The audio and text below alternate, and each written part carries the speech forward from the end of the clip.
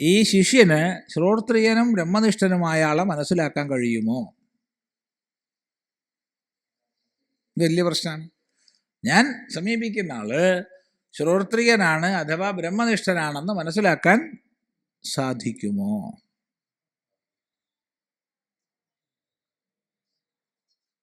എന്താ അഭിപ്രായം? വലിയ പ്രശ്നമാണ്. പരമ്പരയൊന്നല്ല. ഇപ്പം എൻ്റെ ഗുരു വലിയ ഗുരുവാ, അല്ലെങ്കിൽ എൻ്റെ ഗുരുനാഥൻ നല്ല ഗുരുനാഥനാ, എൻ്റെ ഗുരുനാഥൻ അറിവുള്ള ഗുരുനാഥനാന്ന് ഒരാൾ പറഞ്ഞു എന്ന് വിചാരിച്ചോളൂ. അവൻ പറയണത് എന്താണ്? ഞാൻ ഗുരുവിനേക്കാൾ വലിയ ആളാണ്, കാരണം ഗുരുവെ അളക്കാൻ എനിക്ക് സാധിക്കും, എൻ്റെ അളവുകോൽ അനുസരിച്ച് ഗുരു നല്ല ആളാണെന്നാണല്ലോ. അല്ലേ? ശരിയല്ലേ പറഞ്ഞേ? എൻ്റെ ഗുരു വലിയ ഗുരുവാന്ന് പറയണമെങ്കിൽ ഗുരുവിനേക്കാൾ വലുതായി നാമൻ പറയാണല്ലോ ചെയ്യണത്. അല്ലാതെ എങ്ങനെയാണ് ഗുരുവിനെ അളക്കുക? ഗുരുവിനേക്കാൾ വലിയ ആൾക്കല്ലേ ഗുരുവിനെ അളക്കാൻ പറ്റുള്ളൂ. അപ്പം എങ്ങനെയാണ് ശ്രോത്രിയനും ബ്രഹ്മനിഷ്ഠനാണെന്ന് അറിയുക? ഒറ്റ വഴിയേ ഉള്ളൂ. ഒറ്റ വഴി, രണ്ട് വഴിയില്ല. ഒരാൾ ഗുരുവാക്കുന്നത് ശിഷ്യനു നേർക്കാണ്. ഗുരു ശ്രോത്രിയനാണോ ബ്രഹ്മനിഷ്ഠനാണോ എന്നളക്കാൻ നമുക്ക് കഴിയില്ല. എന്നാൽ ശിഷ്യന് പറയപ്പെട്ട ലക്ഷണങ്ങളോടുകൂടി ഉത്തമ ശിഷ്യനാവാൻ നമുക്ക് കഴിയും. അങ്ങനെ നമ്മൾ ഉത്തമ ശിഷ്യനായാൽ നിശ്ചയമായും ഉത്തമ ഗുരുവെ കിട്ടും. ഇത് മാത്രമേ വഴിയുള്ളൂ, വേറെ വഴിയില്ല. ഉത്തമ ശിഷ്യനായാൽ ഇപ്പം ഗുരുവിനെ അളക്കാൻ നമുക്ക് പറ്റില്ലല്ലോ. ഗുരു ശ്രോത്രി, ഇപ്പോൾ ഒരു ഉദാഹരണത്തിന് ഞാനൊരു ഗുരു, അപ്പോൾ സ്വാമി എന്താ ശ്രോത്രിയനാണോ എന്ന് അളക്കാൻ എന്താ വഴി?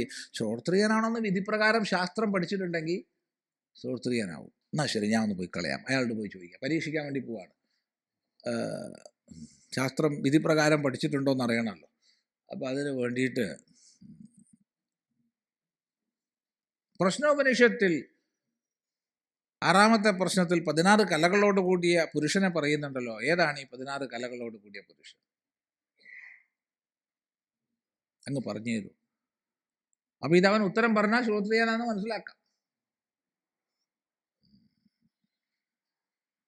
അവൻ പറയുന്നു ചക്ക, മാങ്ങ, തേങ്ങ തുടങ്ങിയ 16 കലകൾ ഉള്ളവനാണ് അവൻ. നമ്മളെന്ത് മനസ്സിലാക്കി? ഇത് ശ്രോത്രിയൻ അല്ല എന്ന് മനസ്സിലാക്കി. നമുക്ക് വളരെ അടുപ്പമുള്ള ഒരു മഹാത്മാവുണ്ടായിരുന്നു. അയ്യോ, അറിവിൻ്റെ നിധിയാ. അറിവിൻ്റെ നിധി എന്ന് പറഞ്ഞാൽ പോരാ, അറിവ് തന്നെ, അത്രയേ ഉള്ളൂ, വേറെ ഒന്നും പറയാൻ പറ്റില്ല.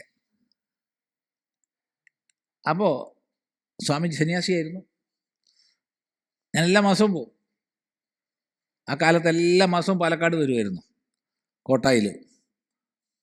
ഈ പറയണത് 1991, 92, 93 കാലഘട്ടത്തിലാണ്, 94 കാലഘട്ടത്തിൽ. എല്ലാ മാസവും കോട്ടായിൽ വരും, വേദാന്ത ക്ലാസ് ഉണ്ട്. അത് കഴിഞ്ഞാൽ തിരിച്ചു പോകുന്നതിന് മുമ്പ് പാലക്കാട് മണ്ണൂർ ആശ്രമത്തിൽ പോവും. അവിടുത്തെ മഠാധിപതിയായിരുന്നു പരമേശ്വരാനന്ദ സ്വാമികൾ. അറിവിൻ്റെ നിധിയല്ല, അറിവാണത്. സ്വാമിജി കൃഷിക്കാരവിടെ ചെന്നാൽ വേറെ ഒരു വർത്താനം പറയില്ല, കൃഷിനെ പറ്റി മാത്രമേ പറയുള്ളൂ.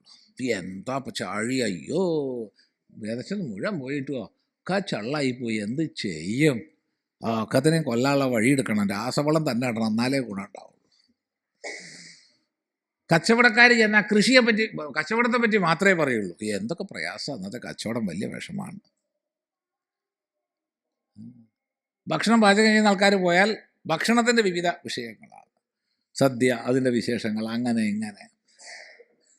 പിന്നെ മിക്കവാറും കൂടുതൽ പണത്തെക്കുറിച്ചും ഒക്കെയാണ് പറയുക. പിന്നെ മിക്കവാറും പിന്നെ അച്ഛനെവിടെയാ, ഇപ്പം എന്തൊക്കെയാ സ്ഥിതി, ആരോഗ്യത്തിന് കുഴപ്പമൊന്നുമില്ലല്ലോ, അമ്മയുടെ വർത്താനം എന്തൊക്കെയാ, സന്തോഷമായിട്ടിരിക്കുന്നില്ലേ എന്നൊക്കെ ചോദിച്ച് അവരെ പേര്, അവരപ്പുറത്തെ വീട്ടിലത്തെ ആൾക്കാരുടെ പേര്, ഇപ്പുറത്തെ വീട്ടിലത്തെ ആൾക്കാർ, തനി ഒരു കാരണം അവർ പറയണ പോലെയാണ് പറയുക. അപ്പോൾ ഈ പോണ ആൾ വിചാരിക്കും എന്ത്, ഞാൻ വെറുതെ വന്ന് പഠിത്തൊരു സാധാരണ ഒരു കാരണം, അത്രയേ ഉള്ളൂ. മനസ്സിലാവില്ല, അദ്ദേഹം ഇഷ്ടശാസ്ത്രബോധമുള്ള ആളാണ്. അതെ, അതേ സമയത്ത് വേദാന്തത്തിൻ്റെ അങ്ങ് ആഴം കണ്ട ആളാണ്, പാരം കണ്ട ആളാണ്, ഉറപ്പാണ്, യാതൊരു സംശയവുമില്ല. അതെ, ചെറിയ പരമേശ്വരൻ സ്വാമി, ചെറിയ പരമേശ്വരൻ സ്വാമി. ഇനി ഇത് ചിദാനന്ദസ്വാമിക്ക് എല്ലാ മാസവും പൈസ തരുന്നോണ്ടാണെന്നൊന്നും പറയരുത് കേട്ടോ. ഞാൻ പോയി കഴിഞ്ഞാൽ എല്ലാ മാസവും ആരും കാണാൻ അവിടെ ആരെങ്കിലും ഉണ്ടോ എന്ന് നോക്കും. ആരും ഇല്ലയെന്ന് ഉറപ്പിച്ചൊരു പൈസ വന്ന് വേഗം മുണ്ടിനുള്ളിൽ വെച്ചോളൂ എന്ന് പറയും. ആരും കണ്ട കൊണ്ടുപോയിക്കോളൂ. മണ്ണൂർ മഠാധിപതിയാന്ന് പറഞ്ഞാൽ മണ്ണൂർ പരമ്പരയാണോ? മണ്ണൂർ മഠാധിപതിയായിരുന്നു. മണ്ണൂരാശ്രമം കോട്ട ഇവിടെയാണ്. ഇവിടുന്ന് അങ്ങോട്ട് പോയിക്കൂടെ എനിക്ക് അദ്ദേഹത്തെ കാണാൻ? എന്തൊരു കഷ്ടം അത്. അപ്പോ ഇങ്ങനെ പലതുണ്ട്. അപ്പം ശ്രോത്രിയനാണോന്ന് ഒരു തരത്തിൽ മനസ്സിലാക്കാൻ പറ്റില്ല, ഒരു തരത്തിൽ. അതുപോലെ ബ്രഹ്മനിഷ്ഠനാണെന്ന് അത്രയും മനസ്സിലാക്കാൻ പറ്റില്ല. അപ്പം നമ്മൾ ചെല്ലുമ്പോൾ ബ്രഹ്മനിഷ്ഠന് ക്രോധം ഉണ്ടാവില്ല, കാമം ഉണ്ടാവില്ല എന്നൊക്കെയാണ് നമ്മൾ മനസ്സിലാക്കിയിട്ടുള്ളത്. നമ്മൾ ഗുരുനാഥൻ്റെ അടുത്ത് അയാൾ അന്വേഷിച്ച് പോകാം, ബ്രഹ്മനിഷ്ഠനാണോ നോക്കണം. നോക്കുമ്പോഴാണ് ശിഷ്യനെ ലെഫ്റ്റ് ആൻഡ് റൈറ്റ് തെറി പറയണത്, വേണമെങ്കിൽ പൂശണത്. തപോവന സ്വാമികളൊക്കെ കൈ കിട്ടി എന്താ ചെടുത്ത് എറിയായിരുന്നു ശിഷ്യരെ പഠിപ്പിക്കുമ്പോൾ. നമ്മൾ തപോവന സ്വാമിയുടെ ഒരു മുഖമല്ലേ നമുക്കറിയുള്ളൂ. വേദാന്ത ജ്ഞാനത്തിൻ്റെ അങ്ങ് അറ്റം അതേ നമുക്കറിയുള്ളൂ. പക്ഷെ തപോവന സ്വാമിയുടെ അടുത്ത് പരിചയമുള്ളവരും ഒന്നിച്ചിടപെട്ടവരും അറിയാം, വടിയൊന്നും ഉണ്ടാവില്ല, വീണതേ അടിക്കാൻ പറ്റുള്ളൂ. എന്താ കിട്ടിയ ചടുത്ത് എറിയും. അത് എളുപ്പമല്ല ഇരുന്ന് പഠിക്കുക. ആരാ ഇരുന്ന് മുഴുവൻ പഠിച്ചിട്ടുള്ള? ആരുമില്ല.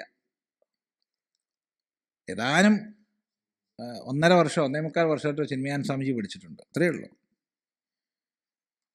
അങ്ങനെ പൂർണ്ണമായി പ്രസ്ഥാനത്തിലൊന്നും ആരും പഠിച്ചിട്ടില്ല സ്വാമിജിയുടെ അടുത്ത്. കഴിയില്ല, എളുപ്പമല്ല.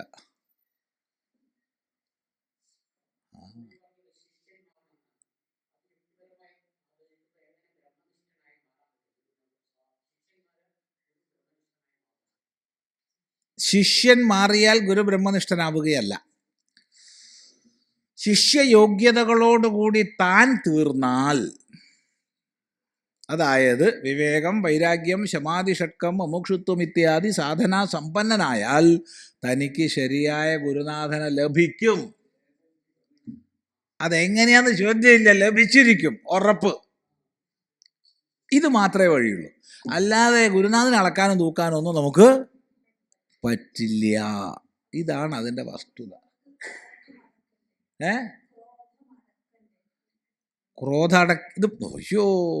ഇതിപ്പോൾ ഇവിടുത്തെ പറഞ്ഞ ദൃഷ്ടാന്തത്തെ കുടുങ്ങിപ്പോയി. ദൃഷ്ടാന്തം ബ്രഹ്മനിഷ്ഠന് ക്രോധം ഉണ്ടാവില്ല എന്ന് പറഞ്ഞു.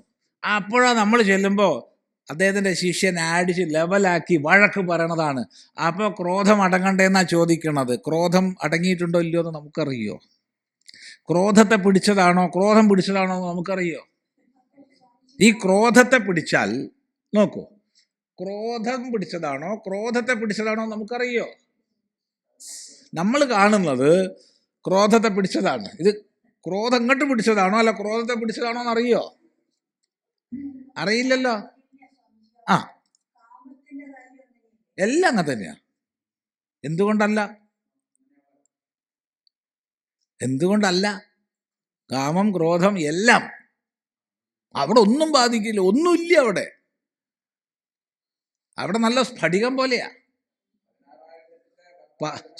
സ്ഫടികം പോലെയാണ്. നീല പുഷ്പം വെച്ചാൽ നീല, ചുവപ്പ് പുഷ്പം വെച്ചാൽ ചുവപ്പ്, അത്രയേ ഉള്ളൂ, ഒന്നുമില്ല. ഇന്നലെകളിലെക്കുറിച്ച് ഒരു പരിഭവം ഇല്ല, നാളെയെക്കുറിച്ചൊരു പ്രതീക്ഷയില്ല. ആനന്ദം, അത്രയേ ഉള്ളൂ. നമുക്ക് എന്താ പറയാൻ പറ്റും? ഒന്നും പറയാൻ പറ്റില്ല. അച്ഛൻ കരയുന്നു, മകൻ മരിച്ചിട്ട്. ആകെയുള്ളൊരു മകനാണ്. ആ കുഞ്ഞാണ് മരിച്ചു പോയത്. പൊട്ടി കരയാണ് അച്ഛൻ. ശരി, നല്ല ഒന്നാന്തര നടൻ, സിനിമയിൽ ഒറ്റ മകൻ മരിച്ച അച്ഛൻ്റെ വേഷമാണ് അഭിനയിക്കുന്നത്.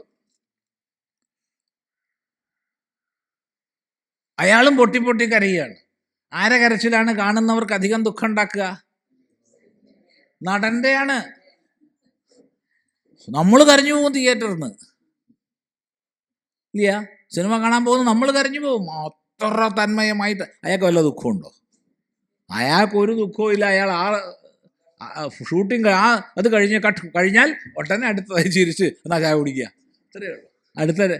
ഇല്ലേ എന്നാ ചായ കുടിക്കാന്ന്, അത് കഴിഞ്ഞിട്ടാവാന്ന്. ശരി. ഓം ഭദ്രം കർണേഭിः ശൃണുയാമ ദേവാः ഭദ്രം പശ്യേമാക്ഷഭിര്യജത്രാः സ്ഥിരൈരംഗൈസ്തുഷ്ടവംസस्तनोभिर्व्यसेम देवहितं यदायुः स्वस्ति न इन्द्रो वृद्धश्रवाः स्वस्ति न पूषा विश्ववेदाः स्वस्ति नस्तार्क्ष्यो अरिष्टनेमि स्वस्ति नो बृहस्पतिर्दधातु. ओम शांति शांति शांति. ओम